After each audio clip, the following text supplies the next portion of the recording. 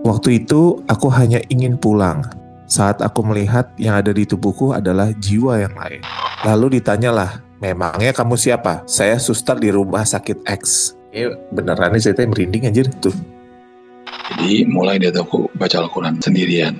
Sampai di mana aku ngerasa kok ada yang ngeliatin dari luar jendela ya. Bangun tidur bilang, tadi malam aku mimpiin kamu lagi ngaji, diliatin perempuan dari jendela. Kalau misal ketemu pocong gimana? Kalau gue sih, gue ajak kenalan, sekalian minta gendongin. Buruan, udah telat nih. Ada yang order lagi. Bumer Emang sih. ada mangganya? Pokoknya ada.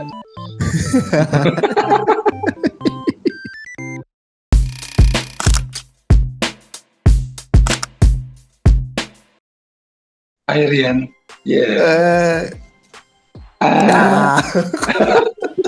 Anjing Awi pakai nge-Q-in, hilang lagi gambarnya.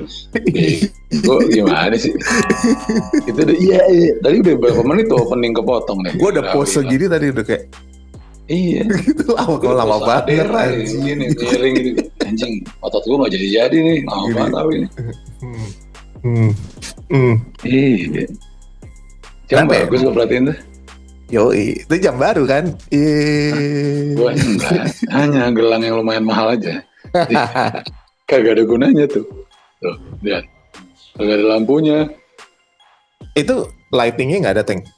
Gak ada. Jadi gue kalau ngeliat jam malam-malam, beragam buka handphone. Kalau siang sih kelihatan, kalau siang. Kan malam mata makin rabun ya. Kelihatan sini. Dikit. Gue fungsi. Mengkilap tuh jam kayak. Mas. Fungsional. Oh ini Teng, kemarin lagi bongkar-bongkar kamar gue yang di rumah Cinere.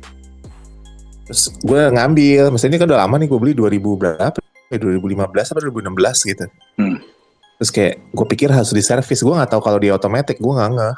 Terus pas gue ambil, terus teman gue lihat nyala ini mah tadi, terus sama dia dikocek-kocek itu, ceklak. Terus kenceng cetak. Hidup aja gue happy banget dah. Iya. Itu benar-benar dipakai. Iya, masih gini kan. Bagus. Terus ini lo harus lihat, ini ada ininya. Gar. Anjay. Ini bisa dicopot. Ya udah jam vintage aja, kendor. Oh, gue pikir nyata ini apa? Rusak ternyata. Rusak. Oke, ini udah aja lem Korea. Ya, jangan sayang. Bawa tukang jam aja. Enggak, lo biarin aja. Ganti-ganti, amin. So far sih udah ini sih. Gue biarin pengen se-OG mungkin aja dari zaman dulunya. Iya, biar ada value apanya sih istilahnya? Abrasi, benar. Tapi kalau gue pakai jam warna gold gini, tapi kalau gue pakai yang bajunya pakai jeans gitu, gue jadi kayak pengacara Batak aja. jadi kurang.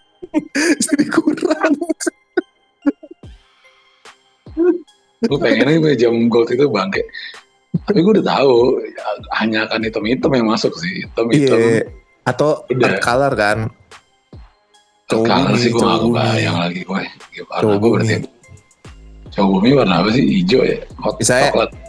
Kaos lu hitam tapi kayak lu chino lu warna coklat, warna krem gitu-gitu. Itu baru kayak nge-reduce goldnya. Coba lu gue pengen mentereng goldnya. Jadi hitam. Itu gold sendiri gitu. Iya. Jadi kalau ngomong kayak Tuan Paris gini-gini mulu. Jadi gimana nih gini gitu. Kalau dia kan berlian ya jamnya kalau dia. Kalau berlian. Ini tuh gue beli karena di tahun itu tuh kayak desainer streetwear tuh lagi pada pakai ini yang Rolex gold tau lo. Tapi ini yang diamond gitu. Iya. Kan si mampu ya, keuangan Bakri nih kebetulan nih tahun itu. Keuangan Bakri. Keuangannya Bakri nih. Gak mungkin dong. Di Citizen aja akhirnya, Citizen Vintage. Ini juga bagus tuh. Gue ingin cari ini Timex. Ada yang Timex collapse-nya keren-keren tau. Iya. Kemarin gue apa ya bagus deh. Dia ngikutin itu Citizen apa Timex ya? Apa Alba ya? Dia ngikutin Rolex yang Pepsi, yang merah biru itu. Citizen kali, Citizen ada, iya, Citizen ada yang. Cuman itu. lebih tipis soal Rolex kan tebel tuh itunya tuh. Dia lebih tipis, dia lebih manis gitu.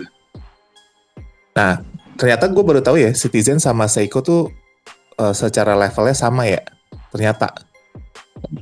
Gue beli jam kagak ngeliat merek sih. Ya, suka aja gitu. Desainnya bagus, lucu nih, beli aja gitu ya.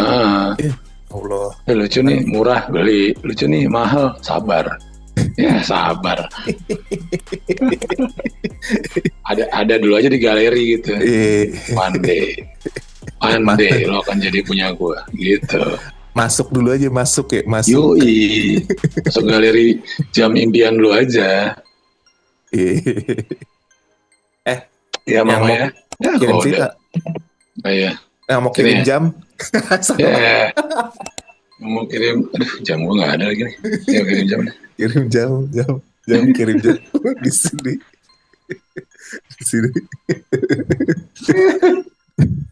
Anjing. Boleh. Casionya kakak, boleh gak apa-apa. Oh ya nggak apa banget. Tapi dari semua jam, favorit gue adalah Casio. Gue nggak tahu apa. Favorit gue adalah Casio kan. Karena ini durable kan. Durable, badak. Iya.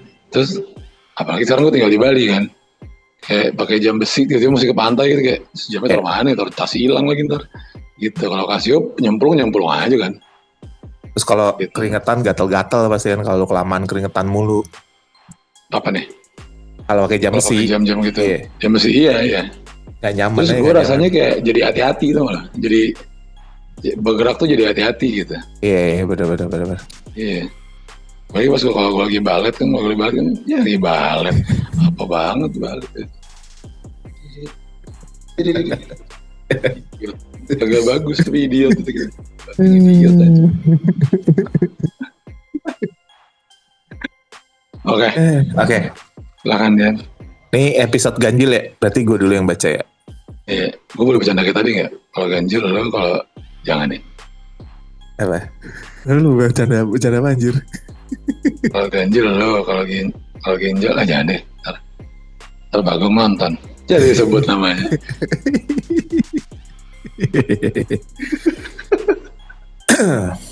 Oke, ini dari kurasi ibu produser kita dari sosial media. Nama akunnya ISDLLSR. Isdilser. Isdilser anjing. Gue minum dulu kali biar nggak selip, nggak kayak lemar lagi selip anjir. Iya.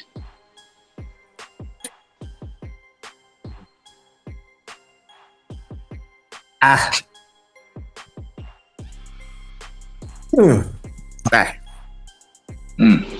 Brightness-nya gue terangin.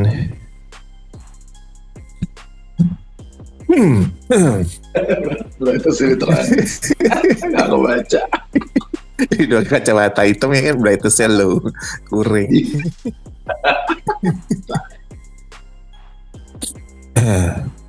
Dulu sekali, almarhum mama suka ngelarang beberes malam-malam atau berkegiatan lainnya yang berisik. Katanya beliau, Pak Mali, entar ada yang keganggu. Awalnya sih nggak percaya. Dalam hati, aku cuman bilang, masa sih? Paling itu cuman mitos yang turun-temurun. Sampai kebiasaan aku beberes malam itu jadi awal dari sebuah kejadian besar yang bikin aku sadar bahwa, malam itu memang waktunya mereka. Pemikiran itu lahir karena kebiasaanku beberes tengah malam jadi petaka. Aku nyaris pindah alam dan gak bisa balik ke tubuhku sendiri. Oh. Bisa ya? Bisa kayak gitu ya? Ya katanya orang kalau tidur kan badan doang tidur kan. Soulnya cabut. Iya. Makanya nggak boleh tuh katanya orang yang tidur mukanya dicoreng-coreng. Takutnya kagak kenalin nih muka siapa nih. Oh, bukan kali. Gitu. Sama ini tidur apa namanya? Tidur pas maghrib kan karena transisi waktu katanya ya. Kalau sains ya. Iya kan? Tapi ya, gue nggak tahu ini ada urusannya apa, nggak ada urusannya sama klinik apa nggak. Cuman memang kalau lo tidur pas maghrib bangun itu pasti Nggak badan enak. lo nggak enak. Iya, nggak nyaman ya. Iya. Oke. Tapi gue juga nggak pernah sih beberes tengah malam. Capek anjir. Iya dong. Capek. Gue beres ya capek. Iya. Untungnya, aku mampu survive dari kejadian itu. Aku merasa hanya melewati 1 atau 2 malam yang terasa panjang dan gelap. Namun nyatanya, nyaris tinggal 3 minggu aku pergi dan nyaris tak bisa kembali. Aku tak sadarkan diri selama beberapa hari di rumah sakit. Setelahnya aku bangun, tapi bagaikan orang lain. Aku berubah menjadi gagu dan sering sekali mengoceh tidak jelas. Dan di beberapa momen di leherku sering kali muncul tanda merah yang melingkar seperti bekas jeratan tali. Ini beneran nih ceritanya merinding anjir tuh.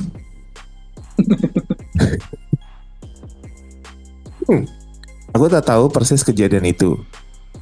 Hanya cerita-cerita dari banyaknya anggota keluarga, terutama bapakku yang menemaniku hingga survive seutuhnya. Waktu itu aku hanya ingin pulang. Saat aku melihat yang ada di tubuhku adalah jiwa yang lain. Sedangkan aku jangankan untuk kembali ke tubuhku, mendekatinya saja aku tak mampu. Saat itu pamanku melakukan hal seperti mediasi lah. Lalu seorang sepupuku tiba-tiba menangis, lalu tertawa melengking.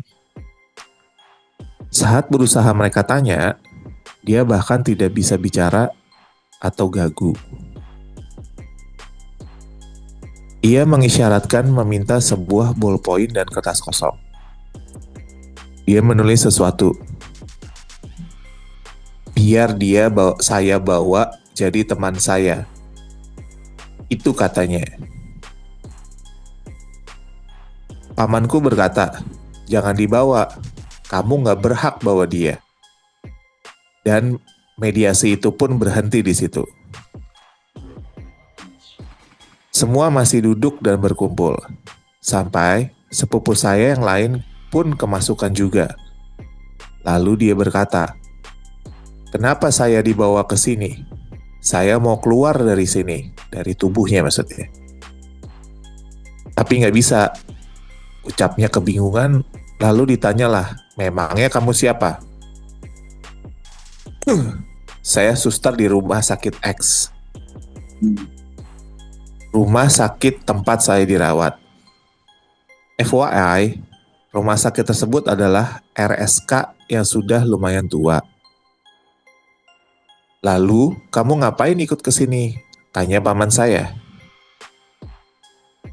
Saya nggak sengaja, saya juga maunya keluar, tapi nggak bisa, jawabnya lagi.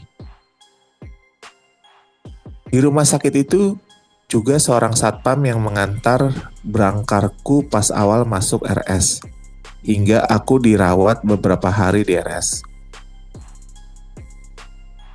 Satpam itu sempat berbicara kepada keluarga bahwa aku sakit bukan karena indikasi medis, dan malah suster di sana pun juga menyatakan hal yang sama. Lanjut setelah itu, dijawablah sama pamanku. Gak sengaja gimana? Kamu pastilah bohong. Ayo keluar. Lalu dia menjawab lagi. Saya juga mau pulang. Saya juga harus bertugas di RS. Bukan malah di sini. Di sini saya seperti dikurung di dalam tubuh anak ini. Bukan cuma saya, tapi banyak. Katanya sambil menunjuk ke dirinya.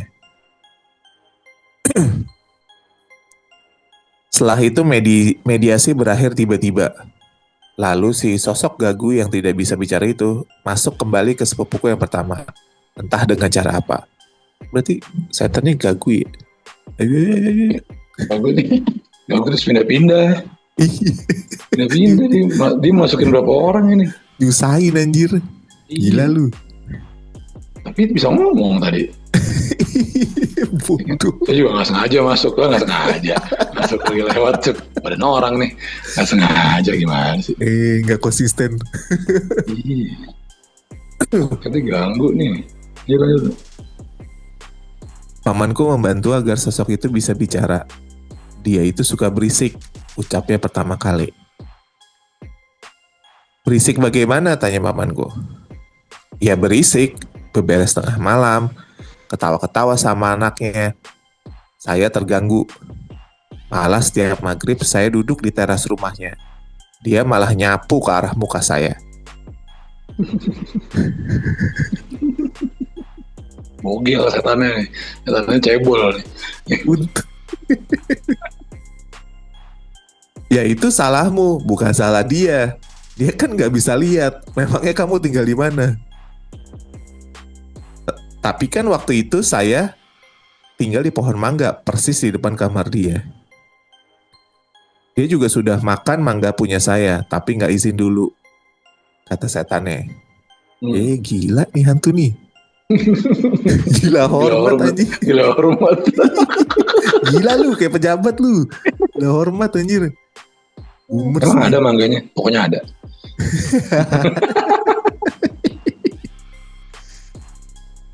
Bener lagi. Memang mangganya berbuah? Tanya paman.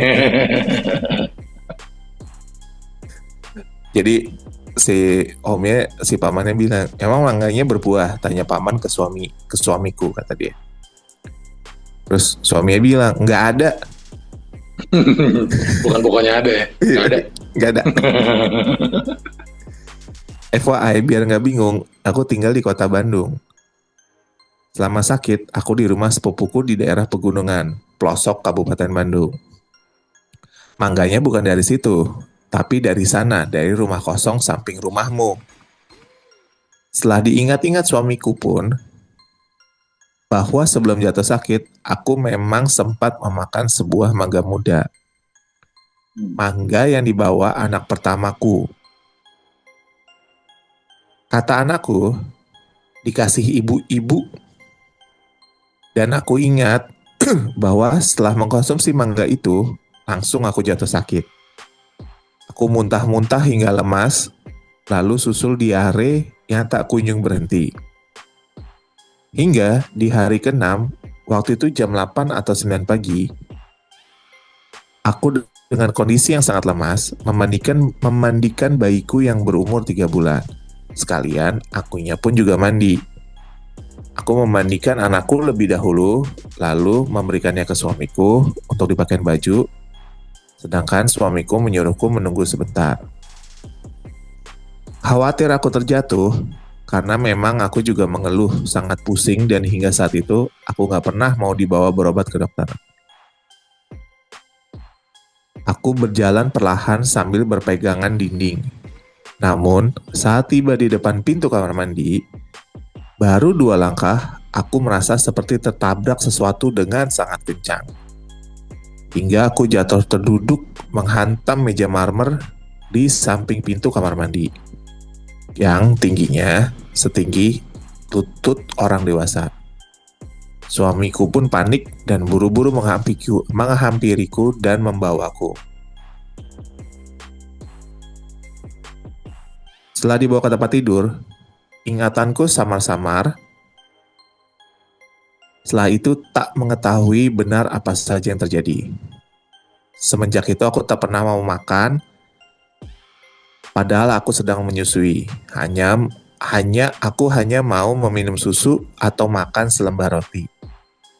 Keadaanku pun semakin memburuk dan menurut pengakuan suamiku, saat menjelang maghrib, aku sempat berkata, kenapa nggak bawa aku ke A... Kebetulan saudara suamiku yang berprofesi sebagai ustadz. Lalu setelah itu aku mulai tak sadar. Dan malam itu pun aku dibawa ke IGD. Lanjut cerita di rumah sakit. Lalu kamu mau apa? Tanya pamanku ke sosok yang merasuki sepupuku. Mau dibawa dia, biar dia ada temannya. Saya juga gak kesepian, jawabnya dengan ceria. Gak boleh gitu, memang kamu siapa, main bawa-bawa saja. Dia kasihan, anaknya masih kecil-kecil. Justru itu, saya kasihan lihat dia.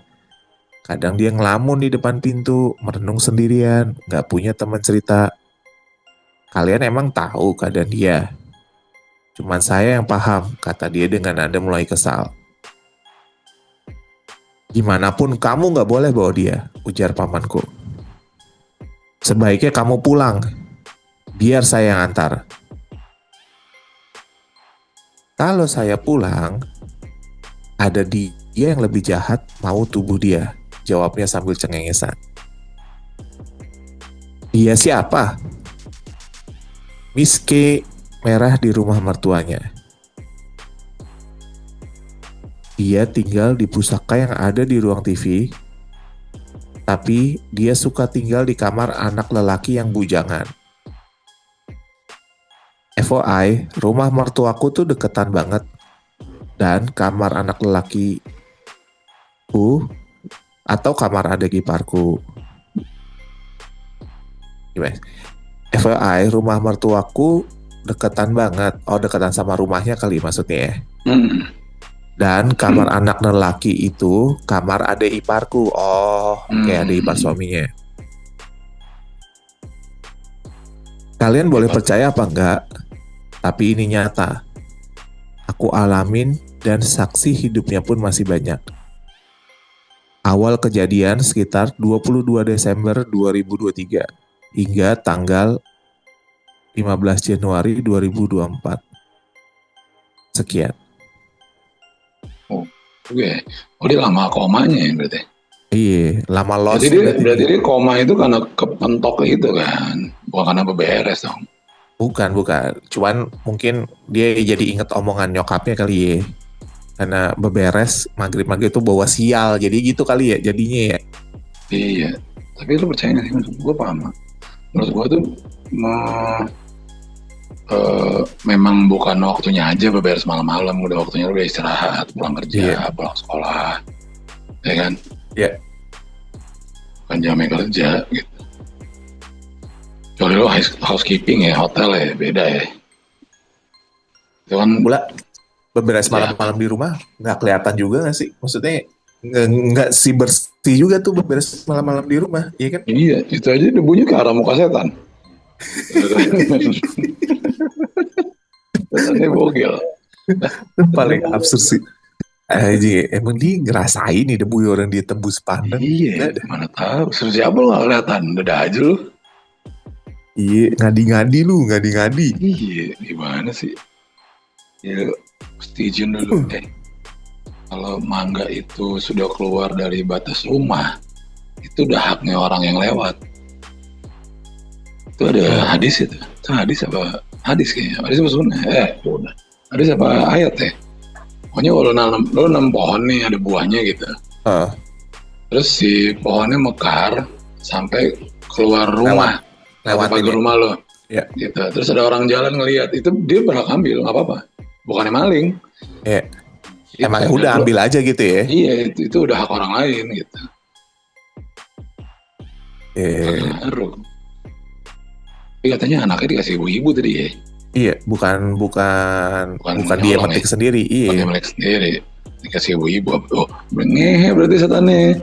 Emang ngejebak anjing. Ya kan? Emang kelakuannya kurang. Ini. Gue tuh kurang setan gagu. Dia lumayan bacot loh menurut gue ya. Gue tuh kurang setan gagu nih. Bacot ya anjing. Ya kan? Nggak, gue mau ikut dia. Gue mau dia ikut gue. Gak bisa ikut gue aja. Lu tau apa soal dia? Dia ngoceh gitu. Gue juga pamannya gitu tuh. Anjing lu. Kata gagu anjing gimana sih? Bacot. Bacot.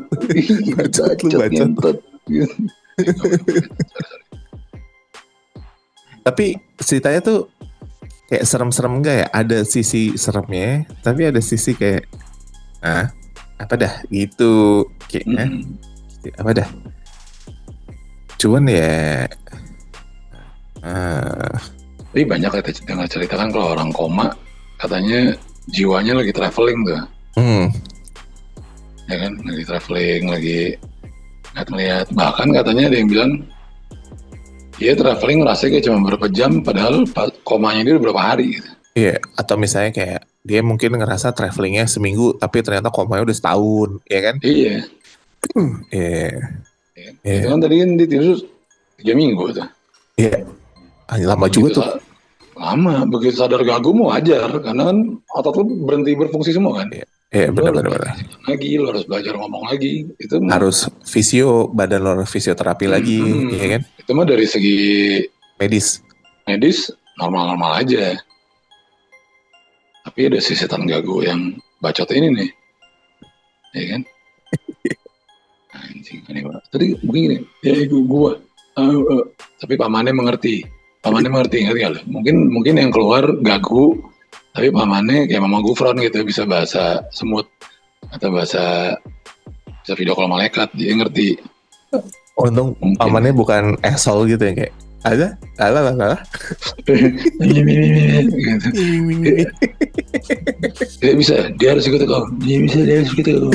Bacot gitu, pamannya gitu, anjing. Setannya jadi bete gitu. Anjing. Bisa tuh gitu ya, harus gitu. Maksud orang apa? Kenapa kalau lo kesurupan kayak di film horor gitu ya umpamanya, kenapa kalau lo kesurupan atau apa gitu, kesannya setan tuh lebih kuat dibanding lo gitu? Iya. Iya kan? Iya. Padahal kan di kitab manapun kan kita manusia lebih sempurna dibanding setan kan. Tapi kenapa jadi kayak mesti coba gue digituin, dia harus ikut saya nyenyein gitu. Betul kali ya setan. Tapi ngomongin kesurupan ya, berapa hari yang lalu gue baca di X apa di Threads ya, ada kayak satu orang bikin utas gitu, dia bilang ini untuk yang non muslim,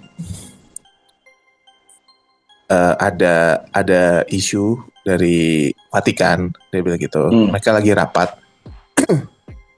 karena lagi menyiapkan setiap uskup ya, setiap gereja di seluruh dunia harus menyiapkan satu eksorsisme. Karena menurut data mereka setahun akhir tahun kemarin ke tahun ini tuh activity demon tuh lagi tiba-tiba meningkat gitu. Dari occultism sama apa gitu. Jadi mereka lagi meeting nih di Vatikan. Ini intinya aja ya. Mereka lagi meeting di Vatikan untuk menyiapkan satu eksorsisme di seluruh dunia, harus ready. Dan bahkan mereka nyiapin buat workshop. Jadi meskipun ternyata gak cukup nih buat seluruh dunia eksorsismnya. Jadi mereka bakal bikin workshop tuh. Jadi orang biasa, tapi kalau bisa dari medis. Karena mereka tetap harus milih ini apakah activity kesehatan mental atau activity spiritual. Jadi diagnosnya langsung jelas gitu. Bagus. Gue pas baca itu kayak garage, gokil, meningkat activity. Betul, tiba-tiba gue ngerayap di tembok, lu ngerti-ngerti aja ya. Gitu, lagi meningkat. lagi hype nih, ya udahlah. Musimnya nih kesurupan nih gitu. Anjing serem juga ya. Sampai jadi materi bahasan resmi. Berarti Katolik kan? Kalau Vatikan lo Katolik? Iya, Katolik. Bener. Sampai ada sekolahnya, setahu gue. Ada. Dan persiapkannya lama kan? Mesti penjuruan gitu loh, penjurusan gitu loh. Iya. Lu spesialis exorcism gitu. Dan setahu gue kan yang pernah gue tonton sih. Jadi misalnya si exorcism senior nih, yang udah umur puluhan tahun gitu, udah 60, 70. Jadi si apprentice-nya tuh juga harus tetap ngikut dia mulu, ngasistenin dulu sampai dia sampai dilepas gitu. Iya. Cuman udah jadi meeting resmi kan berarti serius ya. Ada deh, ntar coba deh kalau. Tapi kayaknya kalau exorcism di Vatikan tuh memang serius nyikapinnya. Berarti kan emang serius menyikapinya, emang serius karena banyak kasus yang sampai dijelasinnya juga bingung kan, kayak kok nih orang bisa ya survive berbulan-bulan nggak makan nggak minum gitu, ya kan, tapi tetap terus bisa yang aneh kan yang itu kan yang tiba-tiba bisa bahasa apa gitu, bahasa lama, bahasa tua gitu, ya, bahasa tua ya, yang bahasa yang nggak pernah makanya umurnya baru 20, tiba bahasa itu umurnya ratusan tahun yang lalu kan nggak mungkin kan. Iya, benar-benar. Ya kan, even dia terpapar di internet gitu, paling cuma berapa kata, ya kan, tapi dia bisa ngomong dengan lancar gitu. Nah, itu di Vatikan sih dianggapnya serius, eksorsisme itu. Di sini juga serius, masalahnya banyak yang sebenarnya kayak butuh curhat doang, butuh didengar aja gitu, tertekan aja jiwanya, akhirnya keluarnya jadi kayak orang kesurupan. Jadi bias kalau di sini. Iya, jadi kayak ini. Tapi gue nggak tahu dia benar apa enggak ya. Kata si Aceng, kalau ada orang kesurupan, coba gunting rambutnya. Kalau bisa digunting nggak kesurupan deh, karena kalau orang kesurupan rambutnya nggak bisa digunting. Oh gitu? Iya katanya. Karena badannya isinya udah bukan dia gitu. Oh, even sampai setipis rambut pun dia kuat gitu jadinya ya. Jadi udah bukan fisiknya dia lagi tuh, dia benar-benar ditumpangin, jadi vessel aja gitu. Ya. Gitu.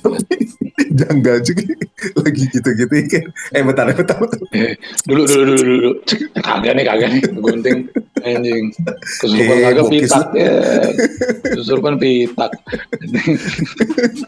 Lu kalau nggak tahu orang pitak, berapa lalu kesurupan nih si anjing banget.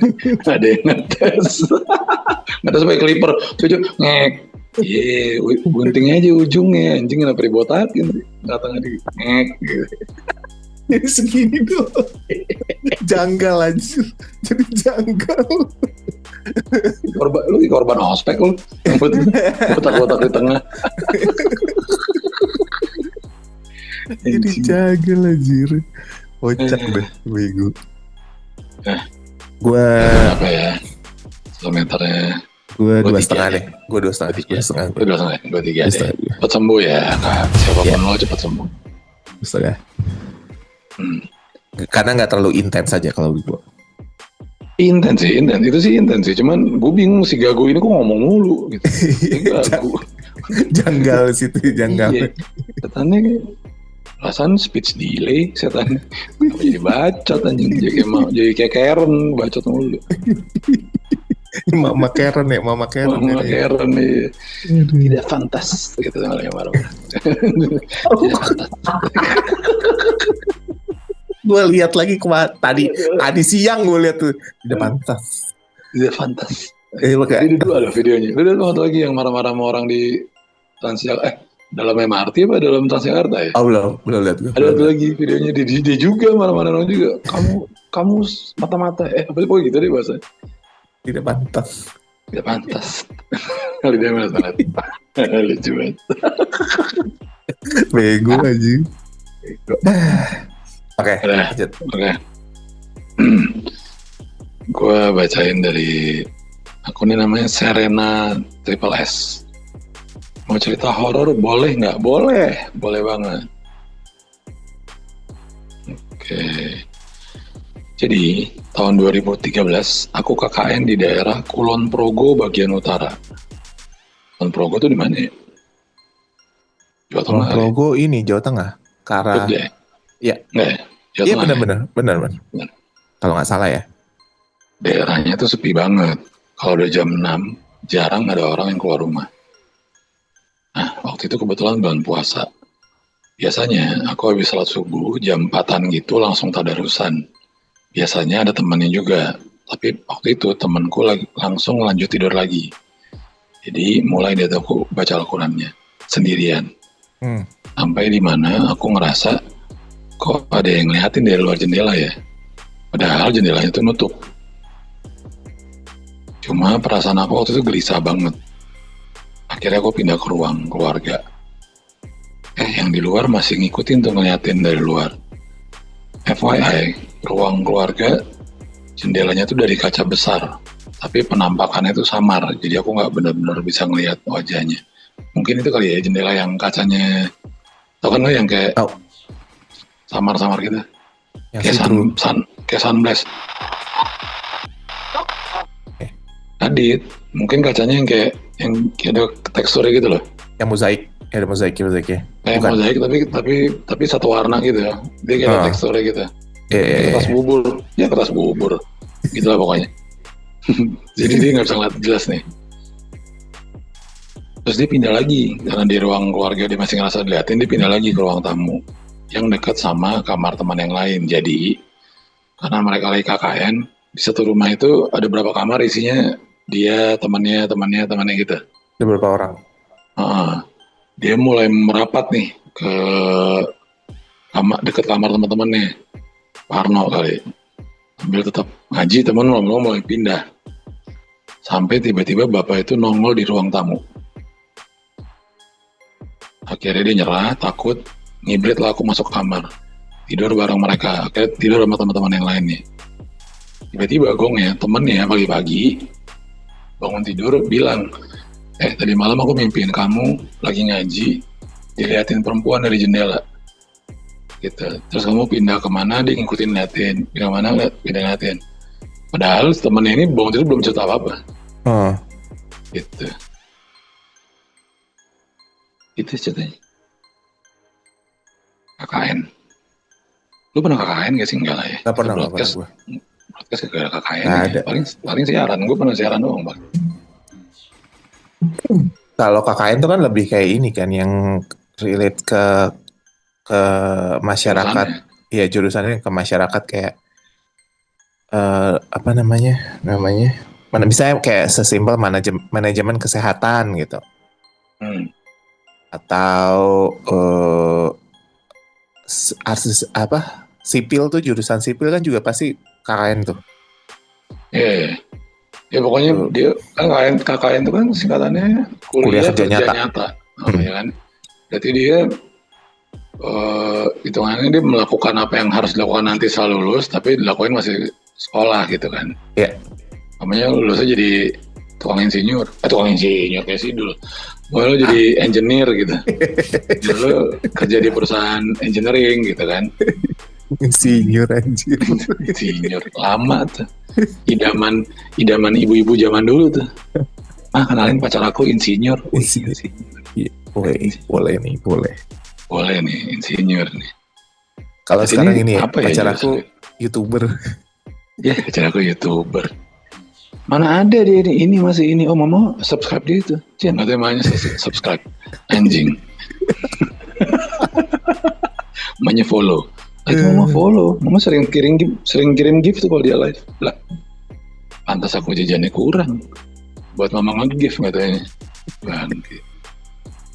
Menurut sekarang profesi apa yang masih diidam-idamkan calon mertua?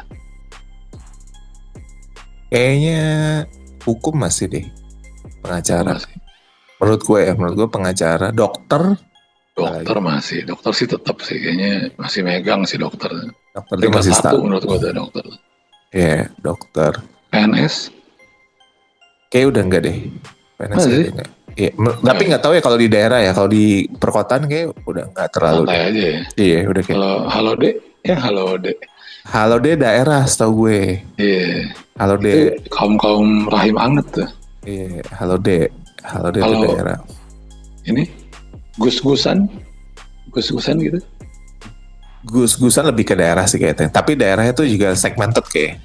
Daerahnya Iya. cuma kayak di daerah ini doang gitu. Secara umum berarti dokter masih menjuara satu ya.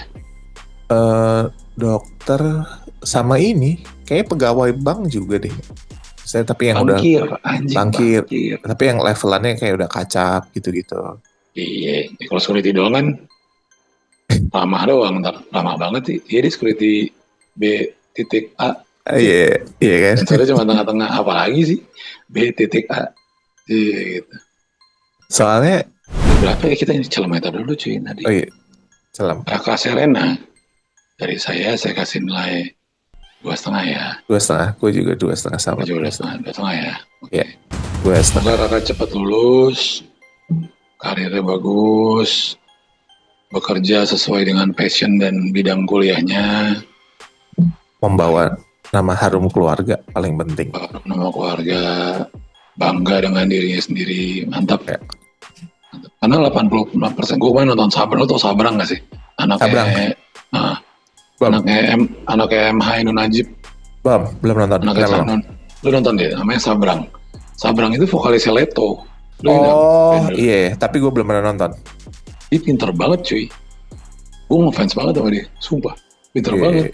Bapaknya dia sarjana matematik sama kuantum fisika anjing di Amerika. Bapaknya Dion anjir. Iya, jadi gue sekarang sering rabbit hole tuh nontonin dia. Kan gue nonton, dia bilang kalau 85% sarjana kita itu bekerja tidak sesuai dengan bidang yang dia pelajari. Ngerti nggak? Jadi ada sistem yang salah nih, udah bukan kebetulan tuh, ada sistem salah. Makanya tadi semoga yang KKN sampai dihantui, semoga bekerjanya akhirnya sesuai dengan yang dia pelajari ya. Itu Joko Anwar kan juga pernah bilang gitu kan, bahwa semua pekerja di Indonesia tuh rata-rata tidak passionate karena ya yang penting gue kerja pertama, waktunya bagus kedua, ya kan, terus kayak udahlah yang penting ada dulu aja gitu. Akhirnya nyangkut. Awalnya cuma gitu doang, kayak udah gue kerja dulu deh, yang penting gue bisa hidup, gak nyusahin orang tua, gak mau tangan sini, udah gue kerja deh. Which is gak salah ya, which is tuh gak salah juga. Itu kan kebutuhan ya, mau ngomong apa gitu. Tapi akhirnya jadi nyangkut. Satu, mungkin karena kontrak. Begitu, kontrak kan ada penaltinya tuh kalau berhenti tengah jalan. Ya kan?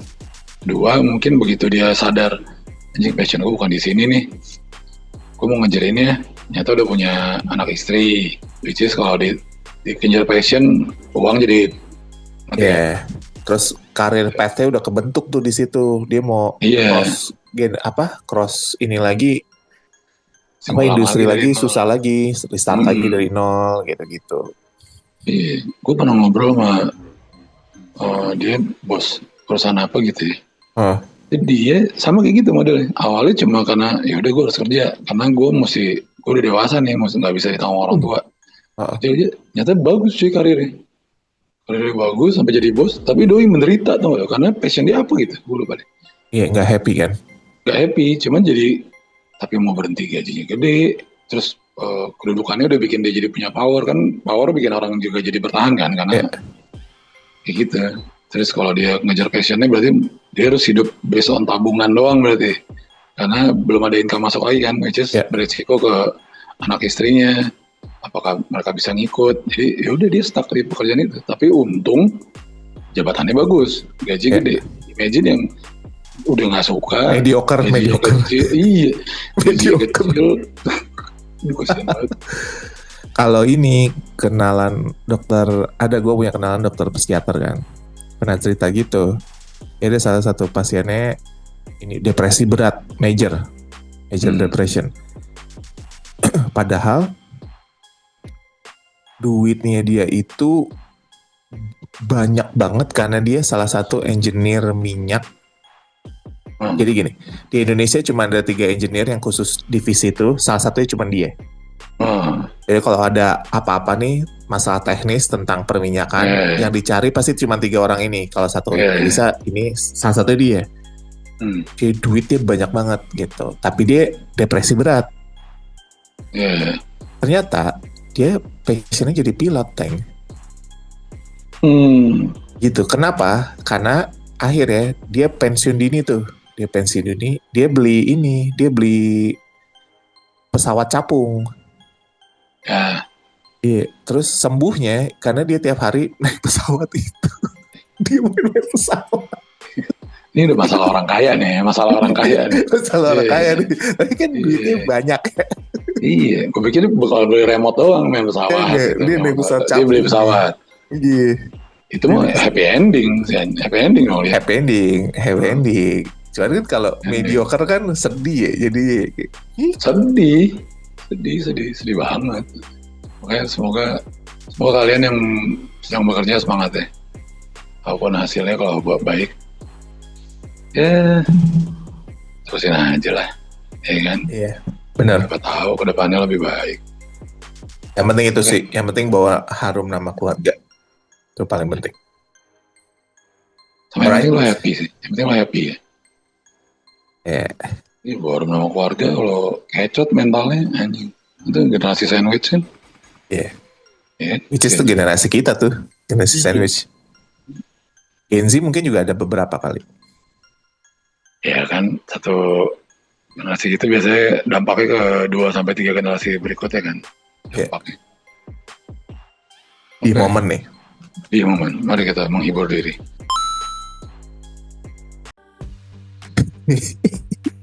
Awi rambutnya udah makin berdiri tuh kelamaan gitu ngoceh. Ini banget bangsat nih orang ngoceh mulu. Katanya gagu, ya katanya gagu. Asik, setan gengges. Setan gengges. Ini nih dia komentarin posan orang nih. Dia komentarin, dia bilangnya gini nih. Kalau misal ketemu pocong gimana? Kalau gue sih, gue ajak kenalan. Sekalian minta gendongin. Sampai tujuan, mayan kan, bisa naik pocong, kagak capek. Paling puyeng gak kocok-kocok sepanjang jalan. Gara-gara pocongnya cuma bisa loncat-loncat doang. Tapi bener juga sih. Lu pingsan duluan masih ngeliat pocong. Gak mungkin lo ditarik serius-serius. Iya gak mungkin ya. Bang nebeng bang, kagak mungkin. Gendong lagi, bang nebeng bang. Mau copet ya. Perasaan gue mau nakut-nakutin orang. Kenapa gue jadi kurir?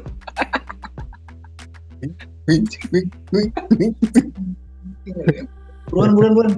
Udah telat nih. Ada yang order lagi. Ini gak ada harga dirinya. Iya macam apa. Harus gituin setan. Harus digituin. Ya udah.